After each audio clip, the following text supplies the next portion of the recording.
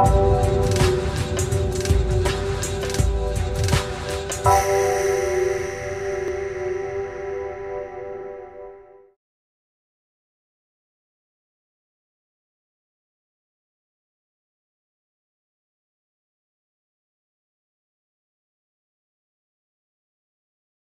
like to welcome, without further ado, Caroline Bowditch, who's going to talk about the mosquito effect.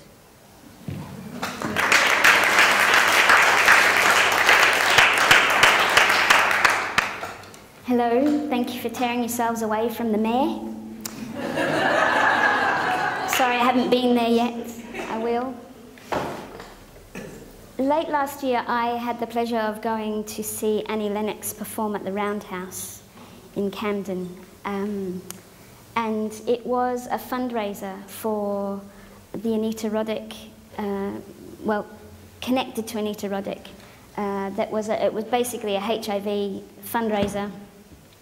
And I had the joy of going. But it was all based around Anita Roddick, who was the founder of the Body Shop's work. And there were various quotes of hers throughout the evening that were shared with us in celebration of her life. And one particular quote that has stuck with me and was the instigator for this presentation was that she said, "If you think you're too small to have an impact, try going to bed with a mosquito in the room." It made me reflect on my role as dance agent for change with Scottish Dance Theatre. And it made me begin to do a bit of a direct comparison. So, we're out of order. Sorry. Okay, so here's me and a mosquito. So what do we know about mosquitoes? Well, mosquitoes are small, they're persistent, they have an annoying buzz, they're quite targeted, they have an ability to travel long distances, they're attracted to stagnant places, and surprisingly, their favourite colour is blue. I didn't know this. Did you know that about mosquitoes? Don't have blue tents. That's my advice to you. If you learn nothing else in the next 18 minutes, take away that with you.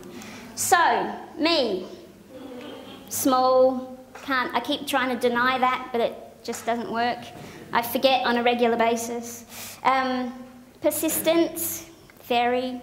Annoying buzz, some would say. Targeted, definitely. Ability to travel long distances, yes. So we're still quite similar. Differences here become that I am not attracted to stagnant places, but I am attracted to places that are transforming. And my favourite colour is red. So, let me tell you a bit about my role at Scottish Dance Theatre.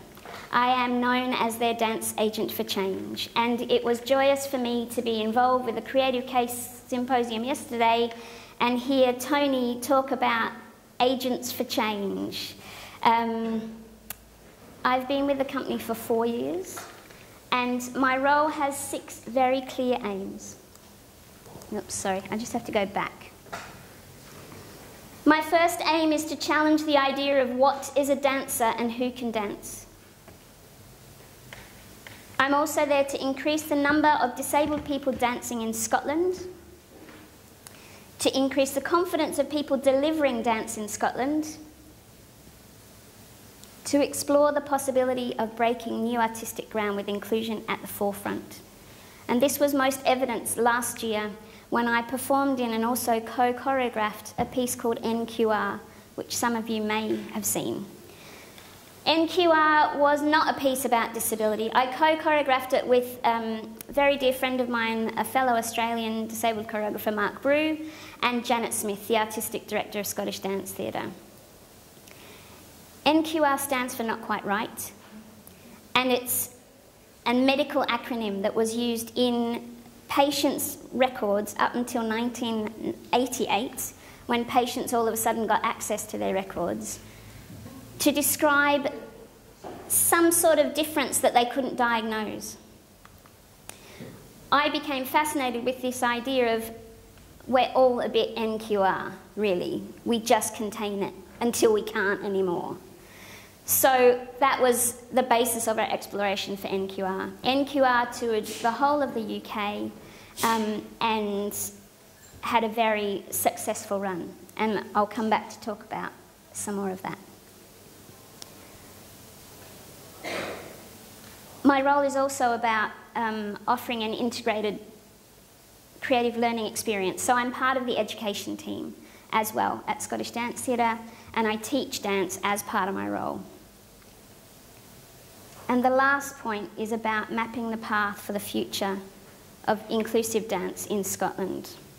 So initially, my post was 2 years. That's quite a lot to achieve in 2 years.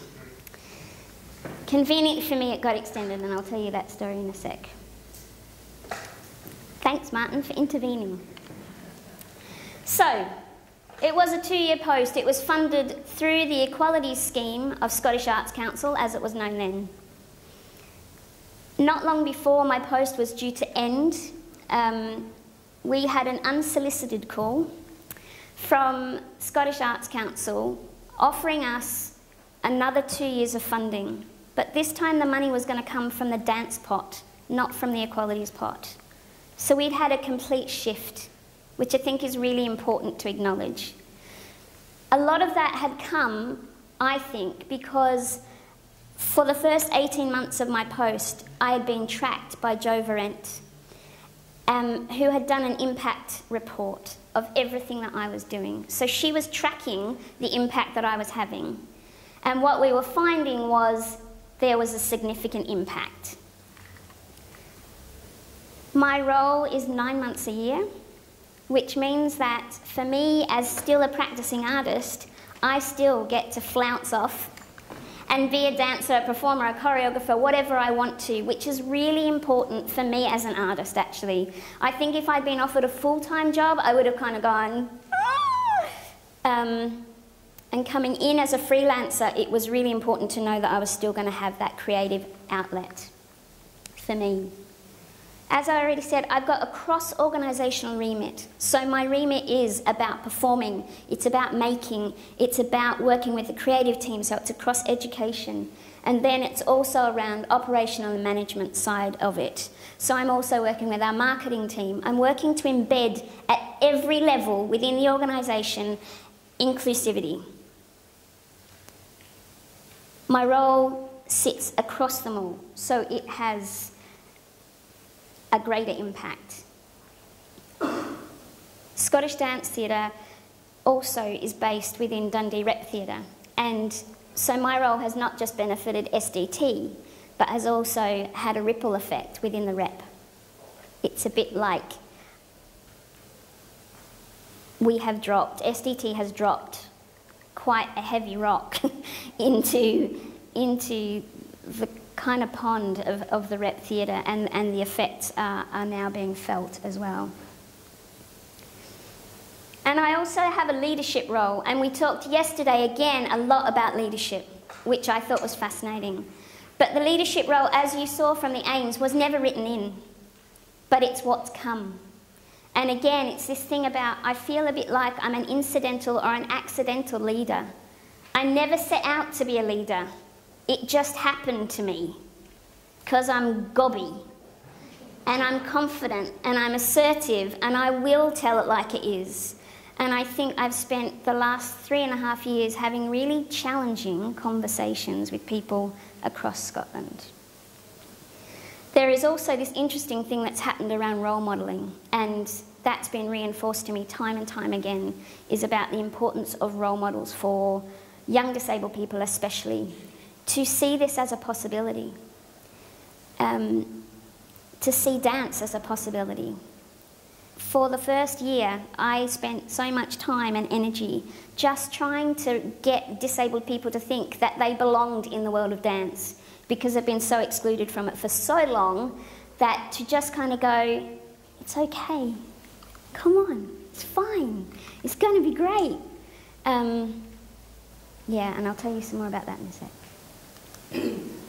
So, let me give you some vital statistics which might help in our kind of conversation, thinking about the impact that an agent for change could have within an organisation. when I was being an independent artist before I came to SDT, on average, I was having contact with about, in the 3 years before I joined SDT, I had probably performed in front of about 1,500 people over 4 years. Yeah? Just to give you some basis. In the last 3.5 years, SDT has put me in front of 11,000 plus people. We have a tiny little duet that I made, which some of you may have seen, called The Long and the Short of It. It's 3.5 minutes of joy, and it's one of the most fun things I've ever done in my life, and 4,500 people have watched it on YouTube. I'm sure that half of that is my mother. Because you can look at where they come from, and there's a whole lot of Australians watching me, and I'm sure it's my mum going, I'll just watch it. I've met just over 3,000 people in workshops, spoken to about 1,200 people in conference presentations, and done lots of training sessions. My total contacts are over 20,000.